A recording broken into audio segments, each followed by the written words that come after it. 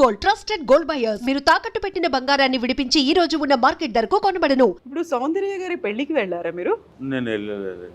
ఎందుకు? నేను వెళ్ళలేదు. ఎందుకు? ఆ టైంలో నేను కొంచెం వేరే బిజినెస్లో కొంచెం ఇన్వాల్వ్ అయిపోయినాను నేను. ఓకే, ఇంకా వేరే బిజినెస్ కూడా చేశారా? వేరే బిజినెస్ కూడా ఉండే కదా నాకు. ఆ టైంలో షేర్ మార్కెట్ చేశాను, ప్లస్ గుర్రాలు ఉన్నాయి నాకు. గుర్రాలు ఇక్కడ బాంబే ఇక్కడ అంతా అందరితో అక్కడ వెళ్ళాలి, ఇవన్నీ ఉండే. దానికోసం నేను అక్కడ టైం దొరకలేదు నాకు. సడన్ గా తను ఎలక్షన్ క్యాంపెయినింగ్ కోసం వెళ్ళారు. వెళ్ళిన తర్వాత హెలికాప్టర్ క్రాష్ లో చనిపోయారు. సడన్ ఆ న్యూస్ ఫస్ట్ వచ్చింది నాకు, కానీ నేను అక్కడ ఆ టైంలో వెళ్ళలేదు. నేను ఇక ఇక్కడ ఉన్నదాన్ని వెళ్ళలేదు. అప్పుడు కూడా వెళ్ళలేదా తను చనిపోయిన? వెళ్ళలేదు, నా మిస్టేక్ అది. కానీ ఇక వాళ్ళు కూడా అక్కడ ఐ థింక్ బెంగళూరు తీసుకెళ్ళారో ఎక్కడ ఉందో. మళ్ళీ అక్కడ ఆ టైంలో ఆయన ఫాదర్ కూడా లేరు, ఆయన కూడా అయ్యారు. సో అంత టచ్ లేదు ఇక ఆ టైంలో. ఆయన ఫాదర్తో నాకు మంచిగా ఉండే. ఆ టైంలో ఫాదర్ కూడా లేరు కదా. అవును. సో నాకు ఎక్కడ నుంచి న్యూస్ దొరికింది, కానీ ఎక్కడ ఉన్నారో ఏమో నాకు తెలియదు. అది నిజంగా ఒక బ్యాడ్ లక్ కదా. సౌందర్య సావిత్రి గారు లాగా అనిపించేవాళ్ళు చాలా. అప్పుడు కూడా నేను చెప్పాను, ఇక్కడ చలో అది వాళ్ళ పర్సనల్ మ్యాటర్, మనం ఏం చెప్పు. సో పాలిటిక్స్ ఇవన్నీ క్యాంపెయిన్కి వెళ్ళేసరికి సడన్ గా అట్లా అయింది. అప్పటికి తనకి ఇంకా ఫ్యూచర్ ఉంది, ఇప్పటికి కూడా మనం చూసేవాళ్ళం తను ఇలాగే. అంత ఇది మనం ఏం చేస్తాం సార్, ఈ భగవంతుడు ఏ టైం ఎవరికి అంత రాసి ఉంది, అది మన చేతిలో ఏం లేదు. ఎంత యాక్సిడెంట్ ఇవన్నీ ఒక బహానా, మనం ఏం చెప్పలేదు. ఏ రాసి ఉందో ఆటోమేటిక్ అవుతుంది, అది నేను నమ్ముతాను.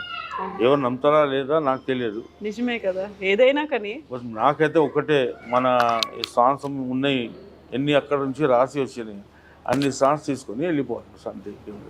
అదే వచ్చేటప్పుడే మనం ఎంతకాలం ఉంటామో ఏం చేస్తామో ఇవన్నీ మనం ఎంతైనా చేసుకోండి, అట్లా ఏం లేదు దీనిలో.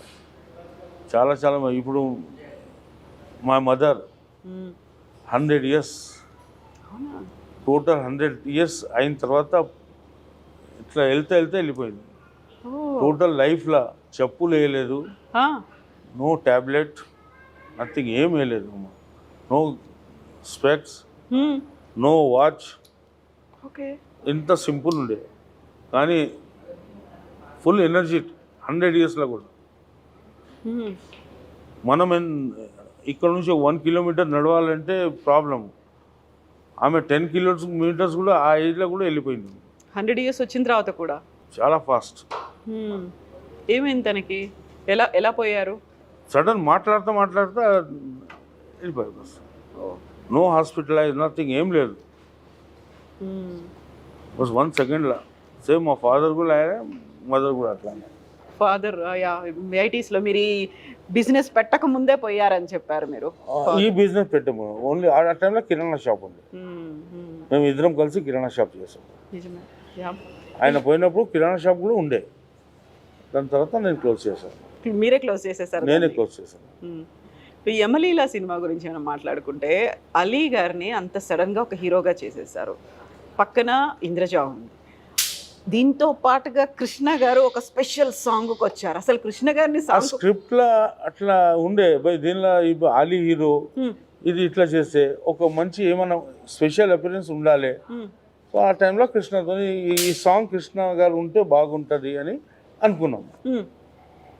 కానీ కృష్ణ గారితో కాంటాక్ట్ చేస్తాను ఓకే అని మనం అట్లా చేసాం. అది ఒకే ఒక్క పాట మీరు వచ్చి స్పెషల్ సాంగ్ చెయ్యాలి అంటే వచ్చిన రియాక్షన్ ఏంటి ఆయన దగ్గర నుంచి? ఆ సాంగ్కి ఉంటే బాగుంటుంది అని అట్లా అనుకున్నాం.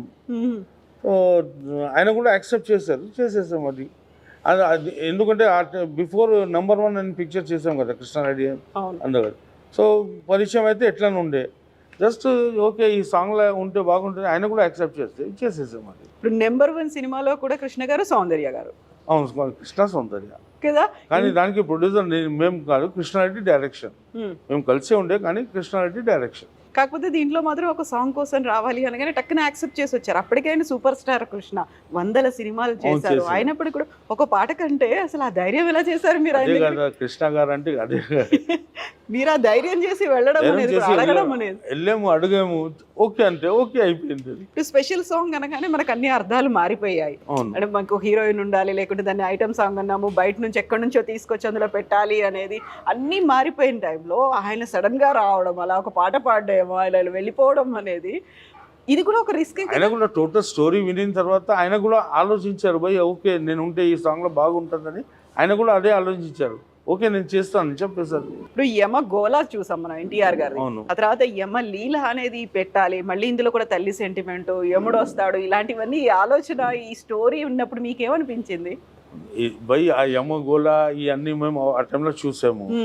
దీనిలో కూడా మనం ఏమన్నా సంథింగ్ ఇట్లా ఉంటే కొంచెం డిఫరెంట్గా చేసి ఆ స్టోరీ మేము ముగ్గురము అందరం కలిసి ఒక బ్యాచ్ లాగా నియర్ అబౌట్ 6 months దాకా ఆ ప్రాజెక్ట్ మీద కూర్చున్నాం. ఒకటి అయిన తర్వాత స్క్రిప్ట్ అంతా మంచి ఫస్ట్ క్లాస్ అయిపోయింది. అది అయిపోయింది చేసేసాం. దీనికి ఆలీ ఉంటేనే బెటర్ అని ఫీల్ చేసాం. సో ఆలీ కూడా చేసేసాం. అది సో అప్పటిదాకా ఒక కామెడీ ఆర్టిస్ట్ ని హీరోగా పెట్టాలి అనేటువంటి థాట్ కూడా రాలేదు. ఆ తర్వాత మెల్లిమెల్లిగా ఆయన హీరో అని మేము అట్లా చేయలేరు. ఈ స్క్రిప్ట్ కి ఈయన ఫిట్ అవుతున్నాడు, సో ఫిట్ కి ఆటోమేటిక్గా హీరో ఆయననే అని అట్లా ఆలోచించి చేసాం. అది ఈ పిక్చర్లో హీరో ఎవరు లేరు, స్క్రిప్ట్ ఈజ్ ద హీరో. ఆ స్క్రిప్ట్కి అది చేస్తే ఆటోమేటిక్గా ఆయన కూడా హీరో అయిపోయిండు. ఆయన మంచి కోఆపరేట్ చేశాడు అండ్ పబ్లిక్ కూడా చాలా నచ్చింది. అది రాజేంద్రుడు గజేంద్రుడు సినిమా, ఒక రాజేంద్ర ప్రసాద్ని పెట్టారు, గజేంద్రుడు అని ఒక ఏనుగుని పెట్టారు. ఏనుగుని కూడా సినిమా మొత్తంగా రన్ చేయడం అనేది అది ఇంకొక రిస్క్, ఛాలెంజింగ్ అనిపించలే? అదే డిస్కషన్స్లో ఏంటంటే కొంచెం డిఫరెంట్ చేయాలని ఫస్ట్ నుంచే మా కోరిక. మేము ముగ్గురం అదే అనుకున్నాము. యానిమల్స్ పిక్చర్ దేవర్ ఫిల్మ్స్ అని ఒకటి ఉండే, అన్ని టోటల్ యానిమల్ మీద తీస్తుండే పిక్చర్. అది తీసుకున్నాం కొంచెం. సో ఇట్లా దీనిలో ఏనుగు ఉంటే ఎట్లా ఉంటుంది, ఆ టైంలో ఏనుగు కూడా మాకు అక్కడ దొరికింది. సో దీంతో తీస్తే ఎట్లా ఉంటుంది అది కూడా ఒకటి చేసేసాం. ఆ స్టోరీ స్క్రిప్ట్ అట్లా చేసాం. సో పర్మిషన్లు అవన్నీ తీసుకోవాల్సి ఉంటుంది. గజేంద్రుడిని పెట్టుకున్నారు. అది ఆ ఏనుగు కూడా రియలీ చాలా ట్రైన్డ్. అక్కడ దేవర్ ఫిల్మ్స్ నుంచే తెచ్చాము, మద్రాస్ నుంచి. అక్కడ నుంచి ఇక్కడికి పట్టుకొచ్చి ఇక్కడ పట్టుకొచ్చి అదంతా హైదరాబాద్లోనే జరిగింది. హైదరాబాద్లో జరిగిందంట. సో అంతా ఇంత చిన్న ఆ టైంలో ఆ ఏనుగు ఏజ్ ఓన్లీ 3-4 years. ఓకే, చిన్న ఇది ఉండేది. కానీ ఏం చేస్తే అది చేస్తుండే. అంటే మన ఇన్సాన్ భాష అర్థమైందని.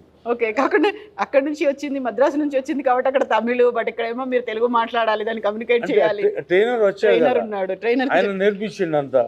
సో మనం ఇట్లా చేస్తే ట్రైనర్ కూడా చెప్తుండే ఇట్లా చేస్తుండే. ఆ దోశ తినేది అది ఎట్లా చేసింది ఆ టైంలో.